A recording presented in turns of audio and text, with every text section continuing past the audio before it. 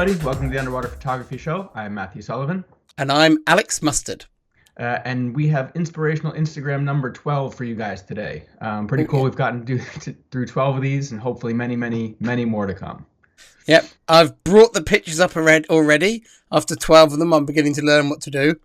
So our first picture is a beautiful kelp canopy taken by Ocean_Phil from Monastery Beach. I'm guessing it's California, but I don't know. Really, quite nice visibility. Although I think it's probably more that it's just shallow and shot mainly up through the surface that makes the visibility look so good. But just a really beautiful kelp canopy shot, simple shot, but that really graphic circle of Snell's window, I think, anchors the composition. You've then got the beautiful leaves and the beautiful sunburst, and simple elements but combined very, very beautifully. Sort of picture I think would work better as a print than on Instagram. I agree with you. Yeah, seeing this one big would be fantastic. And monasteries in Monterey. It's a really famous, arguably the best site in Monterey when you can get to it. It can be a bit swelly, and it has a really deep channel off the end of the reef, so you can get some currents and things like that in there too, upwellings. I've never seen it on a day that looked quite so nice. The closest I've ever come, I think, to passing away on a dive was an exit at a monastery one time. Oh wow, what happened? So we went in. I think there were four of us. We went in, and it was already starting to swell a little bit onto the beach. We're like, I think there'd been a storm overnight or something like that. We're like, oh, it'll probably calm down by the time we get out. It didn't. So by the time we got back to the beach, it was 8 or 9 foot waves right onto the break, into the beach. And Monastery is not a sand beach. It's like a really fine pebble beach. So it's really hard to get traction. And it dips like this into the water, and that's where the waves were hitting. So between the dip and the waves, it was like we were all just getting tossed around. Like I ended up running out of air just in the break there.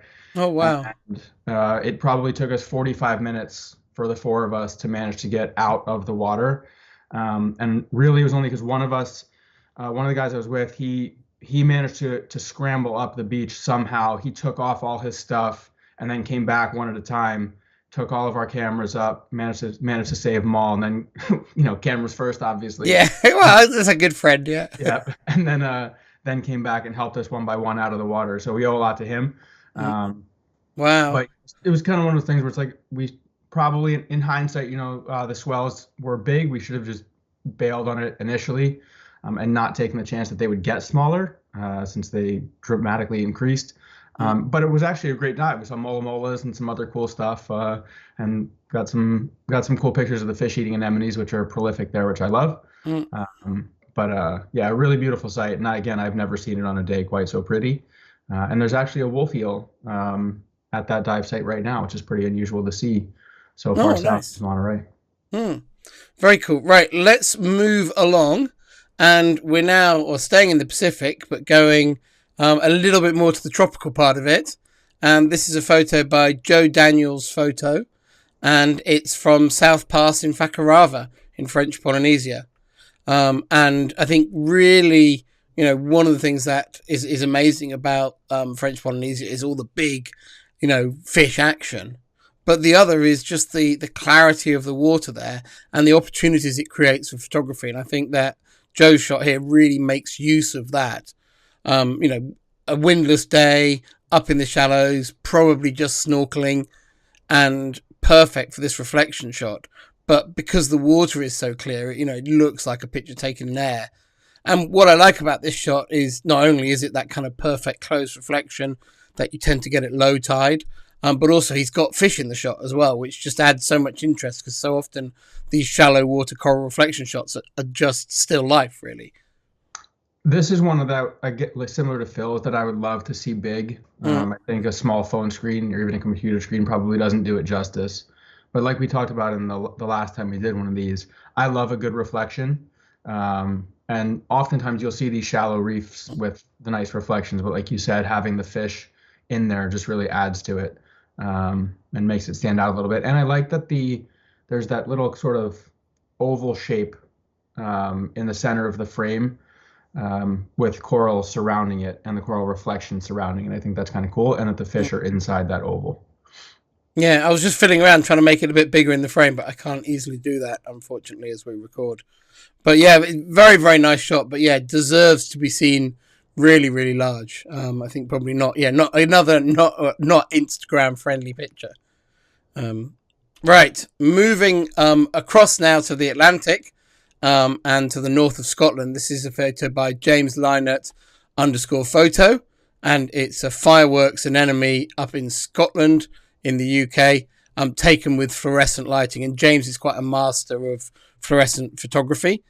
Fireworks anemones are kind of like a big Metridium type, and not Metridium, tube anemone type anemone. And they like quite a few other tube anemones, they can fluoresce, and it's a great way to photograph them because they tend to live in pretty murky places. Inverary is on Loch Fyne, as it says in the in the instructions there. It's actually, for those who maybe Americans who've been to Scotland on a trip, they may well have been to Inverary because it's really on like the Highland bus tour. Like whenever you're there, it's like full of tourist buses. It's only a small little village on the edge of the lochs, but it's really it's really on the route as it were. So it's a beautiful area. It's a really pretty little village, and it's become very popular for photography recently because these fireworks anemones are usually found quite deep. And because it's hard to get night trucks up there, you're diving on air, you're having to go quite deep. It's cold. It's not easy to get fills. So if you go deep, you're limiting to one of your dives to being quite short because, and that sort of thing. And this site in Inverary, just off the pier there, I think it's been very popular with underwater photographers because it's one of the shallowest places that you can reliably see multiple fireworks anemones. So yeah, the guys have been really enjoying. I've not been there myself yet, but all the knowledge is in there, waiting for my next permission to go to Scotland. Yeah, James recently did the photographer of the week thing for Dive Photo Guide and had a bunch of the fluorescent, his fluorescent work in there, which is really cool. And then recently he also posted and I almost chose that for this feature, but he posted some little cat shark on the bottom next to one of these anemones. And honestly, I had thought initially that when he was referring to them as fireworks anemones, that was just like a nickname people had given them. But the more you look at it, the more you realize it does resemble an actual firework with that little burst in the center, the tentacles all around. And that name was given to them not with anything to do with how they photograph fluorescently. That's kind of how they look in real life. Then his fluorescent stuff is really cool. And I've never been a huge fan of it, frankly. It doesn't do much for me. But I thought this one worked really, really well. Because I think oftentimes people take pictures of the fluorescent stuff and it's just like a green picture for the sake of it being a green picture. But I think I get that. Yeah. I think this is an example where it works really well to show off the fluorescent. Okay, let's roll ourselves to Ethan A. Daniels. No relation of Joe Daniels. And this photo here of this sort of aggregation of upside down jellyfish below this large seagrass. I'm guessing this picture's from probably from Indonesia, but I really don't know. But that's where you tend to find a lot of this big seagrass, which I'm presuming is big because I'm assuming that the Cassiopeias are normal size. I neglected to actually take note of where this was shot, but he's over in Indonesia all the time, so I would imagine it probably is somewhere over that way. But it's cool to see the whole cluster of them because we have them. If we have clusters of these guys here where they'll kind of show up en masse, but it's never in water where you can see more than a couple inches, much less however many feet this is. And if we do get them in clear water, it's usually one or two that you just happen to stumble across. So seeing an aggregation like this is pretty cool, and I love the seagrass in the background, and that the jellies are in this one little patch of clear opening, and it's such an otherworldly image. Like jellyfish are a common subject, but the more you look at one of the upside down jellies, the weirder they get. And then just having them in that setting is really cool. Yeah, very, very interesting image. Okay, let's roll into our next one, which another is... one, sorry, real quick. Another one, that jellyfish, that I think would be better served seeing it big. Yeah. Yeah. Yeah, it's got a real sense of transporting you there, hasn't it? These are a bit bigger, actually. I think the other crops were should have cropped them a bit differently. Anyway, sorry about that, everyone. So this is from Shallow Seas Gallery, and it's a picture of a decorator crab.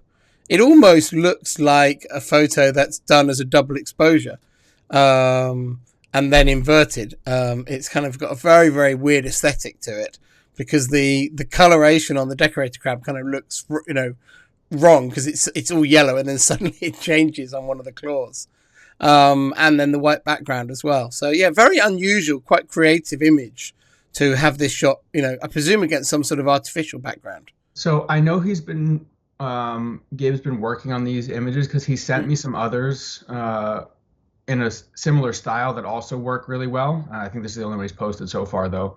And I, for whatever reason, I haven't actually asked him how he's getting the white background, if he's putting, something back there, or if he's just crazily overexposing. I would imagine he's putting something back there. But the rest of the series is really nice as well, and it's something I haven't seen anybody do, especially, well, at least at Blue Heron, which is where this was shot. So it's cool that he's trying new things, and it's definitely given a unique aesthetic to a lot of the pictures he's shot like this. And I think it suits this subject too, because decorator crabs can be hard to appreciate in a lot of pictures. For sure. Yeah, and he has some others that I don't know if he's going to save them for competitions or what he's planning on doing with them, but I hope they see the light of day sooner rather than later, because some of them worked really nicely. Maybe even better than this, but like you said, I think this works really well for this kind of decorator crab, because oftentimes you see them, they're just in their whatever they're in. And unless you know what you're looking for, it's almost impossible to tell what they are. So this one gives you a bit more of an ability to see the shapes and the legs and the claws, and I'm sure the eyes are in there too. I can't see it so small, but yeah, they're just, you can see them either side of that central lump. It's kind of got the two eyes. Yeah, that was my good impression there. Right, heading, I'm guessing, to California, because that's where there's been that big squid run this year, to a photo by the Ship Lady, and it's a great one. I mean, these are such fantastic subject matter anyway, and I really love just that wall of squid in the background of this picture. And then what's great is that she's captured this fantastic interaction between these two in the center as a focal point for the picture. So it's a very, very nicely taken shot. I'd possibly crop it slightly myself, just because it's so good. You get, the better the picture, the more fussy I get. Kind of when they're all right, I'm like, yeah, that's all right. But when they're really good, I'm like, I become much more fussy. And I think, I don't like that half squid body in the bottom right corner. And I think I really like the squid above and to the left of the main pair. And I think just a slightly crop in from that bottom right, you'd get rid of the troublesome two, and you'd also focus the attention more on that main couple, the third one above, and then that lovely backdrop of squid just drifting off into the black. Very cool shot, though. Yeah, there's been a whole bunch of... I have a couple friends, including Shireen, who have been out. They were out photographing that for like 2 weeks, every night for 2 weeks straight. It lasted a really long time, because usually when those happen, you have like 1 or 2 days where it goes nuts and then it starts to die off. And they just had literally a couple weeks where it was just out of control. And it's something I've always wanted to do, but it's kind of one of those things where like you have to either be in the area, or if you see that it's happening, to drop everything, get on a plane and go. Maybe someday I'll get the chance to dive one like this, but I also liked that you have all the chaos of the squid, however many are in this image, but then you do have the focal point of those two right in the middle. Yeah. And the red on the male's tentacles really draws your attention, so there's no confusion as to what the subject is. And she has a whole bunch of really nice images from this, and a couple other people as well. But like you said, this one stands out. And I do agree with you. Cropping off that little half body on the bottom right would work really nicely. Okay, now we've arrived with Explorers Photography and two others. I don't quite understand this Instagram thing of like tagging and posting and things, and who the other people who also posted this were. I realize it's Instagram's keen that you do it, but I don't understand what it is or how it's done. Yeah. But yeah, it's obviously it's a Garibaldi. I like this single strobe effect on it. Yeah. I'm not. I don't know if it's a snoot shot or whether it's just a shot where the background has been darkened right down.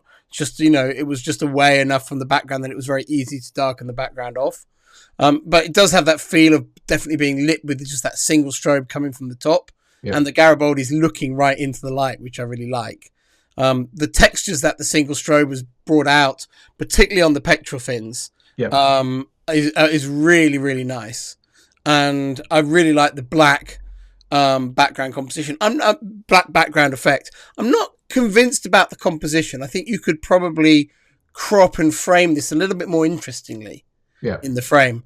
Basically, it's nice to have the black, but I'd just like to see this Garibaldi even bigger.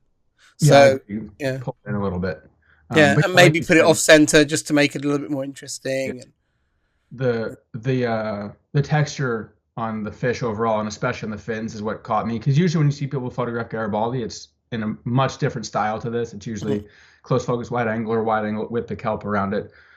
So this one, just because it was photographed in a different way, stood out to me. All the graphic shadows you get on it from that's definitely, I would imagine, a top-down single strobe. And like you said, having the Garibaldi look right up into it is a really cool little detail as well. But yeah, just a unique way to shoot this fish that gets photographed quite often in a much different way. Yeah, no, I really like the shot. Very, very interesting and different. And then I think this is our last one. And this is by Tom Underwater. And I know Tom took this because he took it on my trip to the Red Sea. And it's a picture of a ball of sweepers or glassfish inside the wreck of the Dunraven. And we went specifically to the Dunraven with the intention of shooting these glassfish. There's always a nice glassfish gathering there. It wasn't actually normally at this time of year. You'd expect them to be like mega numbers, but there was kind of just the sort of standard amount. I cunningly got in the water as fast as I could. I'm very good at getting my wetsuit on quickly. And I was in and away. But unfortunately, when I arrived, the place was absolutely rammed full of divers from other boats. And so I got no photos at all on this. I was just there going. And then by the time the rest of our group started arriving, I hadn't taken anything at all, which didn't have about 20 divers in. And it was then time that was my shot at having a go. So, but thankfully, once I left, the other divers all had left as well, and so all the group got really nice pictures. So it was just me who sort of missed out, I think. But what I love about Tom's shot is that Tom not only sort of took on this really nice opportunity, but I think experimented with long exposures, which wasn't something we were really talking about, particularly for this on the workshop. And I think that it's a very nice formation of glassfish. I love the fact that the ball is almost entirely in the water. I love the abstract painterly effect that the long exposure has given the blue. And I like that he's timed the shot well. So the glassfish are making a nice shape. They're not always neat. They're sometimes all going in different directions, or all facing away, or all facing towards you. And I think he's timed this shot very well as well. So it's not easy to shoot the glassfish as well as this. So it's a very nice shot for me. Well, there you go. You took everything I was going to say. Oh, sorry, Matt. No, it's totally okay. Less talking I have to do. But I agree. I like the shape of the glassfish and that perfect ball. And the slight it's not like an overly dramatic slow shutter effect, but it's just enough to give that, like you said, the painterly aesthetic. And that's because it's ultimately a dark environment with blue light out through a gap in the wreck. So you can go really slow on the shutter speed, but you only get blur where there's light. Yeah. So it's kind of a fun environment to play with that long exposure in. Yep. So, but I forgot to mention that on the workshop. So it's up to clever people like Tom to go down there and do it for themselves. But yeah, so that's all 8 for today. I'm sure we'll have another one of these soon because we like doing them and it's fun to show off other people's images. So thank you guys for watching, and we will see you next time.